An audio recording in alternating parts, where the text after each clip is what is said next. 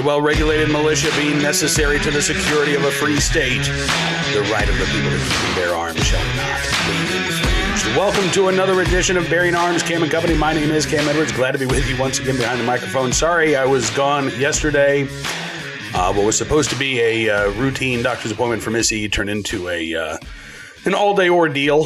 She is feeling better. That is the good news, but it definitely disrupted my schedule. So, sorry about that, but, sometimes duty calls. But glad to be back with you once again today, talking about the latest in the presidential campaign. Kamala Harris managed to avoid any questions about her animosity towards the Second Amendment in her sit-down with Bret Baier with Fox News on Wednesday. Donald Trump was asked about I guess the question was, how would you explain your gun policies to the parents of the victims of school shooters, which was, again, a very loaded question. But I think Donald Trump acquitted himself pretty well, talking about how the Second Amendment does exist.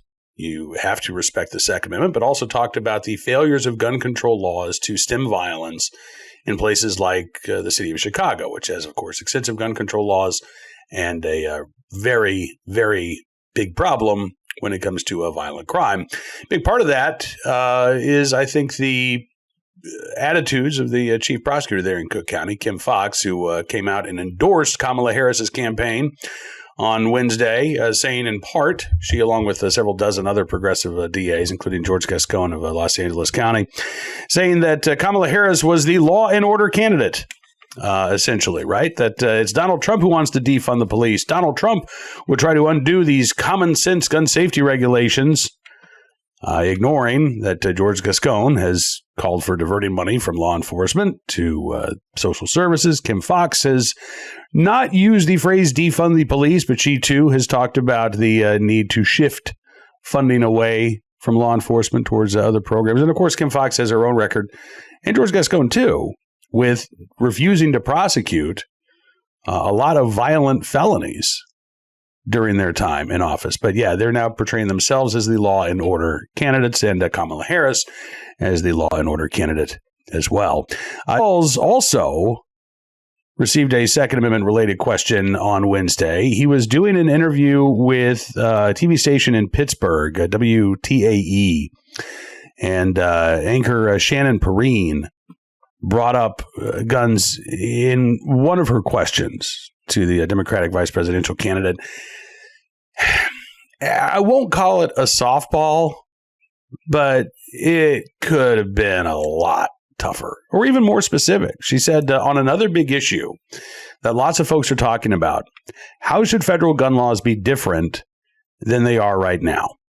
And this was Tim Walz's response. He said, well, look, I'm a hunter. I was out this weekend for pheasant season. Yeah, he didn't say anything about had a little trouble loading my shotgun. He said, I think the vice president and I are the first Democratic ticket that we're both gun owners, and we believe in the Second Amendment. But there are common sense things like enhanced background checks to keep guns out of the hands of wrong people and extreme risk protection orders. Now, he had more, but let's just talk about that for a second. So, first of all, note what Tim Walz did not bring up. Even though both he and Kamala Harris supported, he did not bring up a ban on so-called assault weapons, which I think is interesting. 3 weeks before the campaign, Kamala Harris and Tim Walz have really almost stopped talking entirely about their support for a ban on so-called assault weapons. Instead, they're focusing more on things like expanded background checks. Now, they don't say what exactly they want to expand. As things stand right now under federal law, if you buy a firearm from a commercial retailer, you go through a background check. If you buy a firearm from a private individual selling from their personal collection, under federal law, you do not have to perform or undergo a background check. But we do know that the Biden administration, maybe the Biden-Harris administration, better way to describe it, issued this executive action a few months ago, expanding the definition of who is engaged in the business of selling a firearm. So the Biden-Harris administration believes that if you simply offer a single firearm for sale, you don't even have to complete that sale. But if you offer that gun for sale and you are attempting to derive any kind of profit from it whatsoever, that you, in fact, should be considered a gun dealer and you need a federal firearms license. Now, that was a pretty blatant attempt to enact universal background check laws, not through a vote of Congress, but through executive fiat. That order is being challenged in court because the federal definition of someone who's engaged in the business still talks about repetitive buying and selling of firearms, whereas the ATF rule now says you don't even have to complete a single sale to be considered a unlicensed gun dealer. Now, the other issue here is, what do expanded background checks actually do to stop violent crime or violent criminals? And the issue is not much. In the first year that New Mexico had a universal background check law in place, there was not a single prosecution for violating that law. These laws are completely unenforceable before a gun is sold, right? By their very nature, right? How do you charge somebody with not putting somebody through a background check if that gun has not yet been transferred? So it is a charge that can apply after the fact. After a gun has been sold, after a gun has been transferred, maybe that gun gets used in a crime. A gun gets traced back to the previous owner. Did you sell that gun? Yeah. Did you put the buyer through a background check? No. Okay, we're going to charge you with a misdemeanor offense. That's how those laws work in practice. So they don't do anything to stop somebody from illegally acquiring a firearm. What they do is put more of a burden on lawful gun owners, right? It's another hoop they have to jump through if they are exercising their Second Amendment rights. Now, Walz went on to say, actually, we should talk about federal red flag laws too, because Walz did bring that up as well. And again, didn't get specific, right? Didn't want to talk about what that federal red flag law statute might look like, but just, we need red flag laws. Common sense things, right? Like extreme risk protection orders. Well, again, we've talked about some of the issues with these extreme risk protection orders. The lack of due process, right? In most cases, the vast majority of red flag laws do not allow you to have an attorney appointed to represent you in court if you can't afford one. These aren't criminal matters. These are civil cases.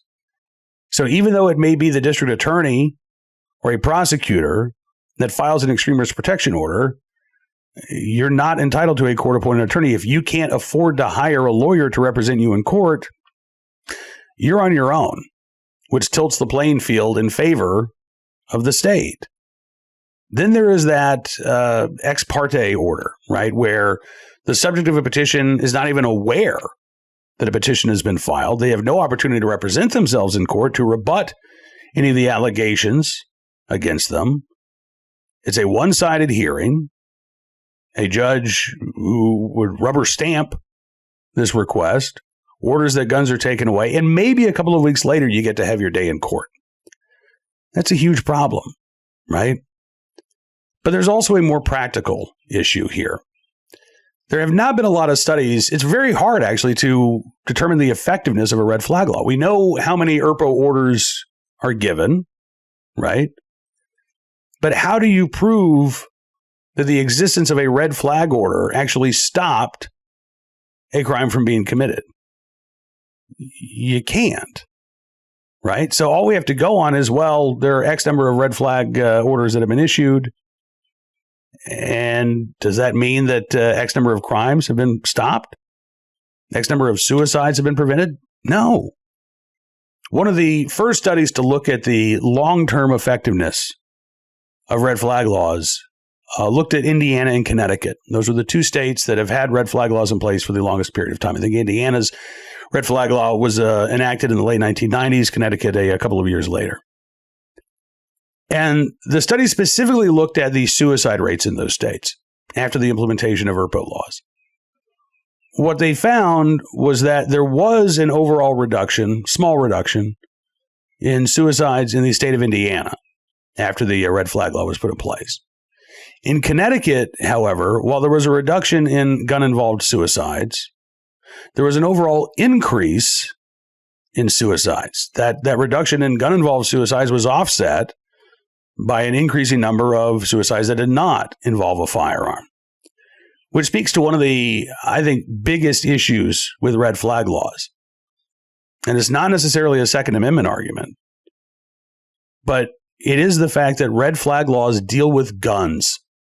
They don't deal with the supposedly dangerous person who owns them, right?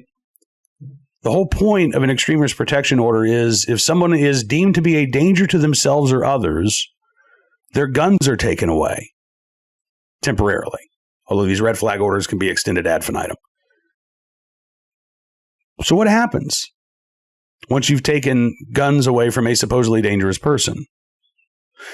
Well, under these red flag laws, nothing else happens. The problem has been solved. You still have a person who's been deemed to be dangerous to themselves or others. They still have access to knives.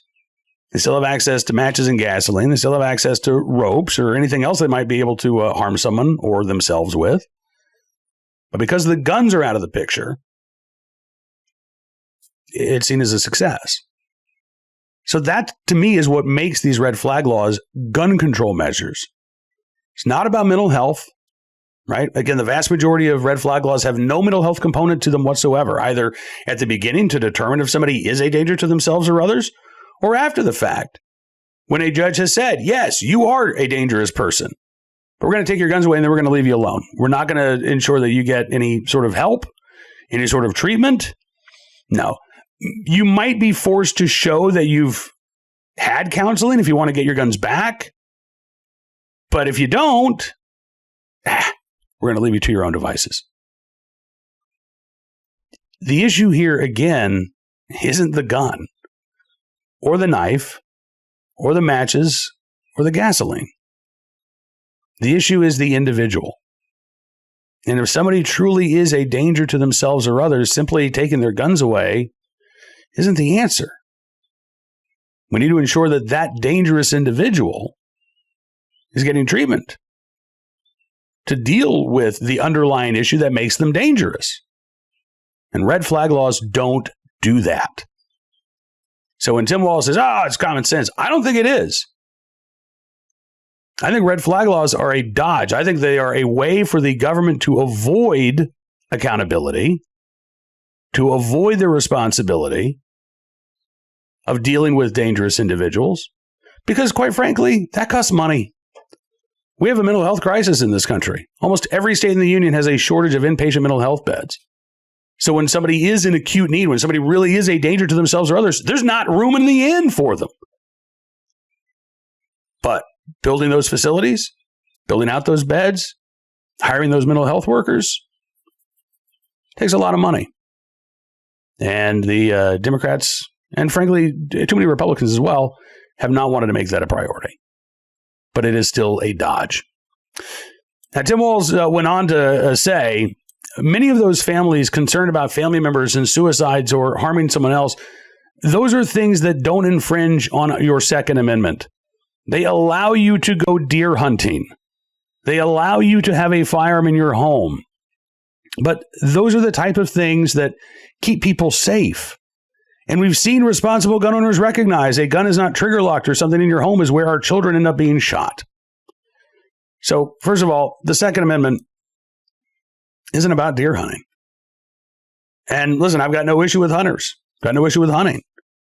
The Second Amendment, I would argue, protects the right to use a firearm while you're hunting. But that's not why the Second Amendment was put in place. The reason why we have the Second Amendment is because the Founding Fathers, A, were concerned about a overpowerful standing army, right? But B, they viewed the right of the people to keep and bear arms as a check on tyranny. And yes, that was a not just an individual right to keep and bear arms to protect yourself and your family. That obviously was a part of the right to keep and bear arms as well. But it was also, again, about the power of we the people to protect ourselves, to protect our communities, to protect our country against the establishment of a tyrannical regime.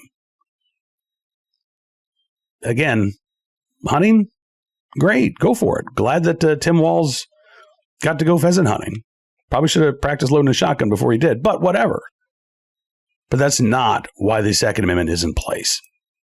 And when Tim Walz says that these things don't infringe on your Second Amendment, Well, let's talk about that. Because Kamala Harris has supported measures that infringe on your Second Amendment.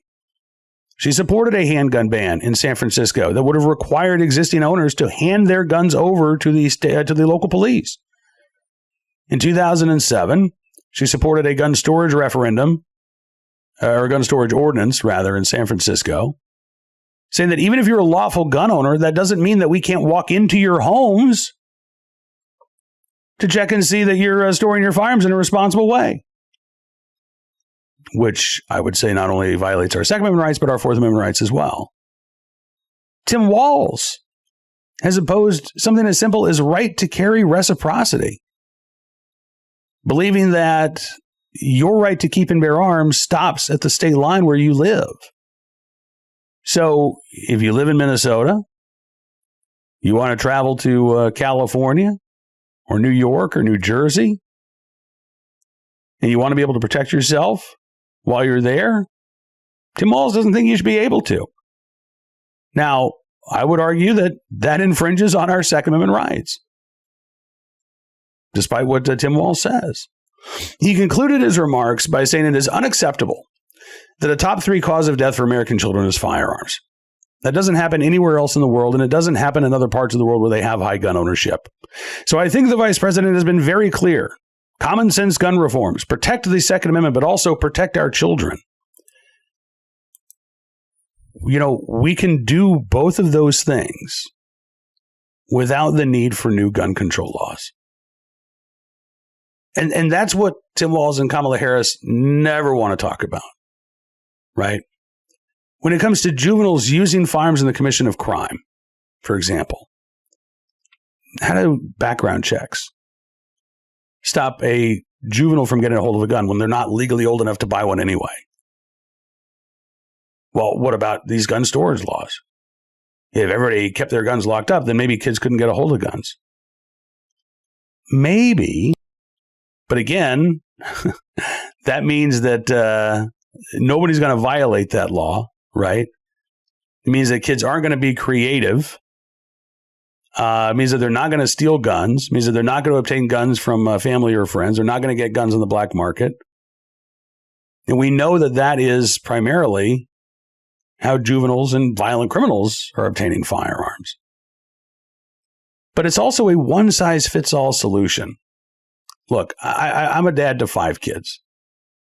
And without delving into too many specifics about how I've stored my guns over the years, I can tell you that how I've stored my guns has changed depending on the age of my kids, right? When I had a bunch of teenagers living at home and my kids would bring friends over from school, yeah, I made sure that every firearm in my house, with the exception of the one that I was carrying, was locked up.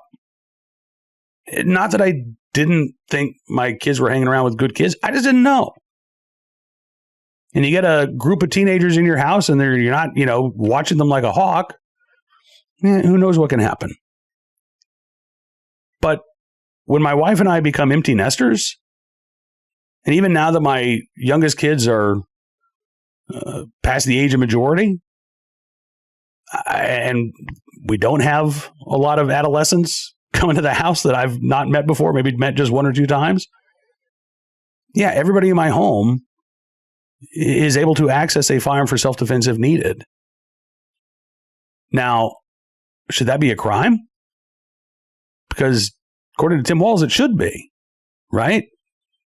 Unless you store your firearm, and again, keep in mind the gun storage mandates that Kamala Harris has called for in the past. In San Francisco, that gun storage mandate required you to keep your firearm locked, unloaded, ammunition stored separately, unless you were carrying that gun on your person.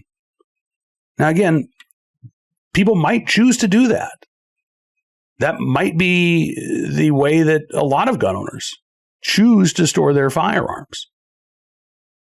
But I would argue that that one-size-fits-all policy is not beneficial to everybody, to those gun owners who don't have kids in the home, those gun owners who don't have to worry about unauthorized access. That puts them at risk. And that is again, the type of policy that Tim Walz wants to see put in place. Nowhere did we hear Tim Walz talk about things like Operation Ceasefire, which is a strategy that focuses on the most violent offenders and those most likely to commit a violent crime, right? Those are sort of strained from the straight and narrow path, and offers them both a chance to turn their life around through things like, counseling, a GED program, job training, but also says, listen, if you keep going down this road, the plea bargain stop. The sweetheart deal stop. We're going to prosecute you to the fullest extent of the law. When that program was put in place in Boston in the late 1990s, more than 25 years ago, the juvenile homicide rate in Boston dropped by more than 50% without any new gun laws being put on the books. It was a simple shift in strategy, a decision to engage in targeted deterrence rather than to try to cast a wide net over everybody and hope that you're going to, catch a few criminals in the process of entangling millions of legal gun owners in these new statutes. Walz didn't bring that up at all. Kamala Harris isn't talking about that. Again, their attitudes and their philosophies are, if you want to improve public safety, you have to go after legal gun owners. There have to be more restrictions on that right to keep and bear arms. And while Tim Walz, again, talks about defending the Second Amendment, Kamala Harris says this all the time too, right? We can defend the Second Amendment, we can protect the Second Amendment, and we can protect the lives of children. I agree, but that's not what they're doing. In fact, and this would have been a natural follow-up for the anchor in Pittsburgh, but we didn't get one. What have you done to defend the Second Amendment? What has Tim Walz done to defend the Second Amendment, at least since he was governor of Minnesota, when he did his 180 and embraced gun control as opposed to protecting the right to keep and bear arms? What has Kamala Harris done to defend the Second Amendment? She's embraced every gun control policy that has come her way, including bans on handguns and a collective rights view of the Second Amendment that means you don't have the right to keep and bear arms. But once again, the Democratic ticket didn't get asked that question. It is, again, it's one of their campaign talking points now. Almost every stump speech, Tim Walz says, you can protect the Second Amendment, you can protect kids, but he never talks about what he's done to protect the Second Amendment. Which, again, I think is a shame. Because I do agree. We can protect the Second Amendment while protecting children. We can protect the Second Amendment while improving public safety. Those two things are not diametrically opposed to one another. But we can also protect kids. We can also go after criminals. We can also reduce violent crime without adding any new gun control laws to the books. And that, frankly, is how you protect the Second Amendment while protecting the general public as well. All right, on to today's Armed Citizen story, our good deed of the day, and our recidivist report. In fact, let's start there with a case from Tim Walz's Minnesota. Since Tim Walz is all big on the need for new gun laws, what about the existing laws that are already on the books? Here's the headline. Second man charged with shooting in Rochester, Minnesota, gets probation. I will spoil this and tell you that the first individual charged with the shooting in Rochester also received probation. According to KROC AM, 20-year-old Anthony Lavelle Frazier and another man were arrested several days after shots were fired at an empty vehicle that was parked in Rochester, Minnesota, and a man was injured by shattered glass in another shooting that occurred on September 25th, 2023. Court records show that both men were accused of trying to rob a person at a mobile home park in southeast Rochester several days before the shootings as well. Under the terms of a plea agreement that was reached back in July, Anthony Frazier admitted to a charge of aiding and abetting a drive-by shooting involving an occupied vehicle. All of the other charges against him, including first-degree attempted murder, 2 counts of second-degree assault, and first-degree aggravated robbery, dismissed by the prosecutors. The plea deal, according to KROC, did not include a recommended sentence. The prosecutors were asking for a punishment that matched state sentencing guidelines, which would have meant 4 years behind bars on the reduced charge. Instead, the judge departed from the sentencing guidelines and basically sentenced the 20-year-old defendant to 57 months of probation, 5 years of probation. If he violates the probation, Frazier could be forced to serve that prison term. I say could because it almost never happens. And essentially, he's allowed to walk away with a slap on the wrist for these shootings. KROC reports that the other man charged with these crimes, 20-year-old Christian Avery Miller, previously entered a guilty plea to a charge of simple robbery in exchange for the dismissal of a felony assault charge. He was also sentenced to 5 years probation. So, Tim Walz again talks about these common sense laws we can put on the books. What about enforcing the laws against attempted murder? What about enforcing the laws against aggravated assault? What about enforcing the laws against robbery? I think that's pretty common sense, right? But it's not happening in Tim Walz's Minnesota. And instead, a couple of young defendants charged with violent crimes walking away with probation instead of going to prison after their plea deals. Today's Armed Citizen story from the Lone Star State of Texas, where the Fort Worth Star-Telegram reports a neighbor got shot after forcing himself into a man's home and threatening him. Yeah, apparently this was, I guess, just the culmination of a ongoing dispute. The Star-Telegram says the man who was believed to be intoxicated knocked on his older neighbor's door and then accused him of calling the police on him. He then forced his way into his neighbor's home early on the hours of October 15th and threatened to kill him. That's when the older neighbor, whose home had been invaded, grabbed a gun, shot at the accused intruder, striking him twice.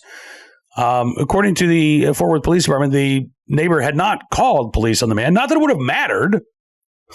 You calling the police on your neighbor is not cause for your neighbor to go and then threaten to kill you or to break into your home. According to the Star-Telegram, the accused intruder taken to the hospital is condition unknown at last time.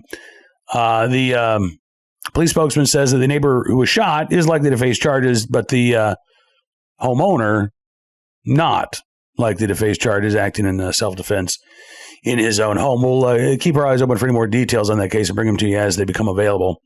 Finally today, our good deed of the day, in the right place at the right time, willing and able to do the right thing. A police officer in Louisville, Kentucky, who saved a local firefighter from jumping off of a bridge.